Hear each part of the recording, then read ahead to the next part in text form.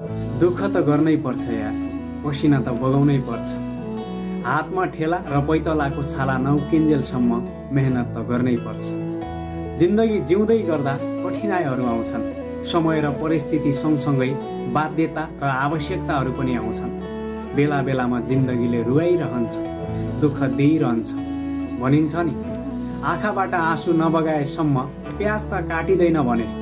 यो त एउटा जिन्दगी हो। बेला बेलामा दुःख नपाएसम्म, कठिनाइ नझेलेसम्म, बाध्यता र आवश्यकताको सामना नगरेसम्म यति सजिलै जिन्दगी कसरी कट्न सक्छ? भोलि सफलता पाउनु छ भने त्यो सफलताका लागि आज परित्याग त गर्नै पर्छ। सफलता त्यति सजिलै र कठिनाइ नभोगेसम्म कसैलाई पनि मिलेको छैन।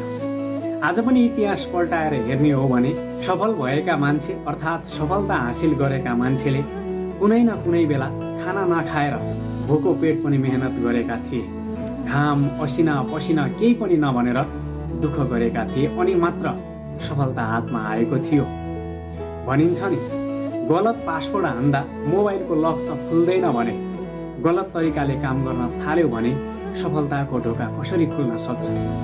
गलत तरिकाले काम कसैले पनि गर्नु भएन। सही तरिकाले काम गर्नुहोस्। भोलिका दिनमा इन फ्युचरमा तपाईँको सफलता अवश्य पनि तय हुनेछ। गन्तव्य तपाईँको हो, तय गर्ने तपाईँले हो, सफलता तपाईँको हो।